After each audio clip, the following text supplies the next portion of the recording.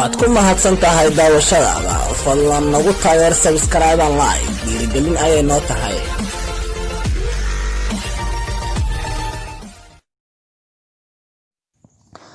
السلام عليكم ورحمة الله وبركاته. ولكن زكي باي أوكم على ارتجازكو halka aad naga daawanaysan waa bartina aan ku leenahay YouTube-ka ee Tijazako official. maanta waxaan idin wada qaybtii saddexaad ee sheekadii la magac baxday maxay naga qarsoon.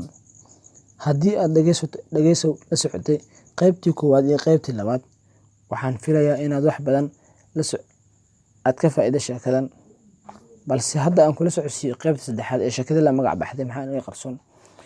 si aan sheekada si fiican ula socotid, bal aan mar aan ku xasuusiyo qaybtii labaad ee sheekadii la magac baxday iyo halkii maxaa noogu dambeysay. sheekada waxaa inoogu dambeysay ayadoo wariyihii cameraman-kii ay hal mar arkeen containerkii ayna u soo degaadegeen dhinaca hoose ee buurta. halkaas ayaa sheekada inoogu dambeysay, bal qayb saddexaad maxay ku bilaabanaysaa. sheekaduna sidan ayay ku bilaabanaysaa. si siman ayay isu garaab carareen, wuxuuna sawir qaadihiisii diyaarsaday kaamiradiisii isagoo u sii cararaya dhinaca ay wax uga muuqdaan. wariyihii oo wax yar ka tallaabo horeeyay saaxiibkiis ayaa u sheegay, saaxiib sii diyaarso kaamiradaadii oo recording ama duubis ha ku joogto, wax walba ayaa dhici karee. sawir qaadihii wuxuu u sii diyaar garoobay hawshiisa. xilligaas labaduba waxaa gashay rajo ah inay war fiican oo u gadma halkaasi ka soo helayaan. haddana cabsidoodii way sii kordhay oo hadba dhinac ayagoo sii eegaya ayay u sii degaandegeen dhinaca hoose ee buurta. wax yar kadib waxaa kufay sawir qaadihii, waxaana jug ka gartay kaamiradii oo inta hore dhagax ka galay. dilaac iyo boor ayaa gaaray afka hore ee kaamirada. aad buuna arrintaas uga walaacay sawir qaadaha, maadaama qalabka isaga u lahayn uu ka shaqaynayay shirkadda warbaahinta oo ayna kaga imaan karto canaan iyo saameyn shaqadiisa, waayo qalabkaas aad ayuu casri u ahaa oo haddana qaali u yahay. laakiin walaacaas wuxuu isku ilowsiiyey inuu ishubiyo jawaabkiisa. qalabkii yaraa ee ugu jira jawaabkana uu barbaaro. laakiin maxaa dhacay? sidaa awgeed wuxuu halkaas uga dhaqaaqay mobilkiisii, xarigga maqalka iyo bateriga reserverka ahaa. 3 shay ayuu meesha uga dhaqaaqay: mobilka uu watay, xarigga maqalka, xarigga oo codka qaadayay, iyo bateri reserver ah ayuu halkaas uga tegay. wariyihii oo saaxiibkiis dhacaya gadaal u soo eegay ayaa markuu arkay isaga oo sawir qaadihii soo kacaya ayuu ku sii dhiirigeliyay, saaxiib soo dheeree, is adkeen nin yahow, soo dhaqaaq. wuxuuna sii watay socodkiisii wariyaha. sawir qaadihii hadalkaas degdeg kale ayuu geliyey oo wax kasta uu hubsan lahaa uu ilaaway. waxaase halkaas ku habbooneed in wariyuhu ku soo laabto saaxiibkiis uuna siiyo gacan, kadibna si degan uu u dhaho, sidee wax ku gaareen saaxiib? isdeji, maxaa gaaray qalabka? ma sii socon karnaa? bal hubso inay wax kaa dhaceen. laakiin waxaas dhan ma oran. waxaana habbooneed inay isdejiyaan oo ay ishubiyaan, balse taasi may dhicin. waxayna ilaabeen maamaadii ahayd, hubsiimo hal baa la siistaa, oo si degdegan ayay meeshiiba uga sii tageen.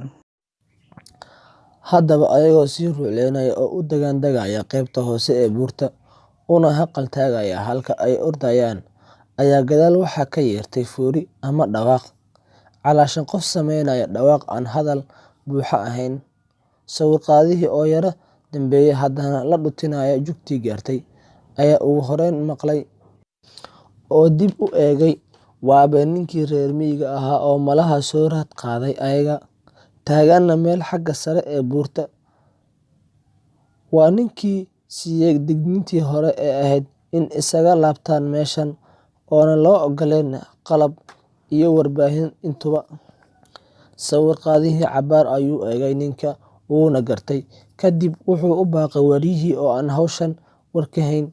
kadib way isla wada arkeen ninka oo weliba xilligaas u muuqda sida nin ay beertiisa xoolo ka daaqeen, carab xad dhaaf ahna ay ka muuqata wejigiisa. wariyihii ayaa damcay inaysan qorshahooda uga harin yeeridda ninka reer miyiga ah, isla markaana sii wataan bartilmaameedkooda si ay xog uga soo helaan waxaas muuqda. Laakiin madax adeegaas ma socon oo xilligaas ninka wuu hubaysnaa. Weliba si foojigan ayuu qoriga gacantiisa midig uga laalaaday.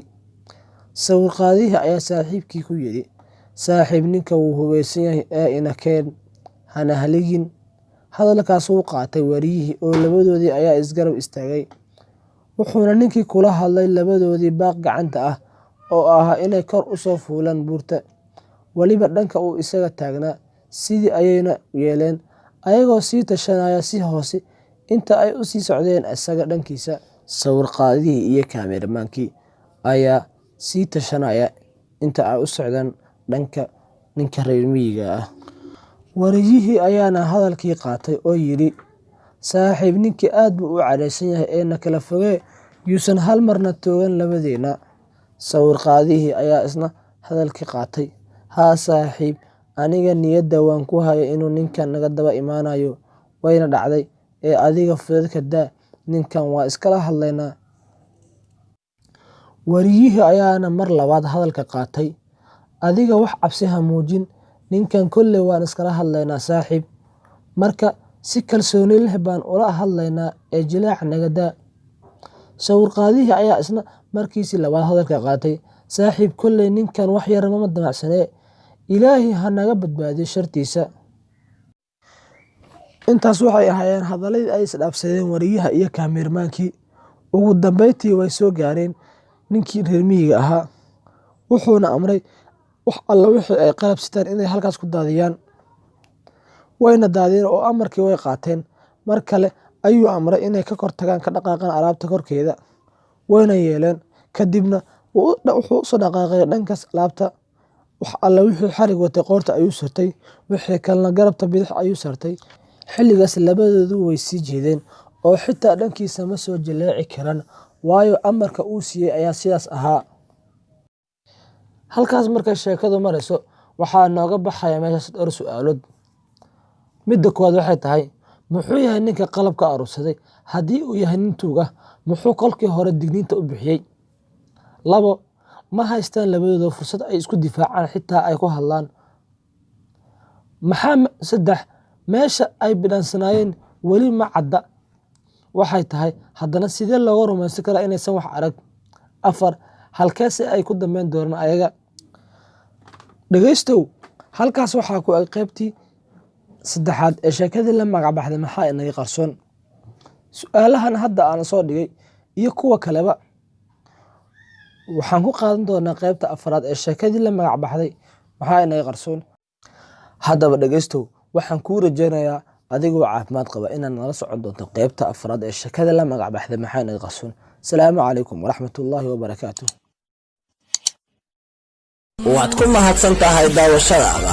Fadlan nagu taageer subscribe and like, dhiirigelin ayay noo tahay.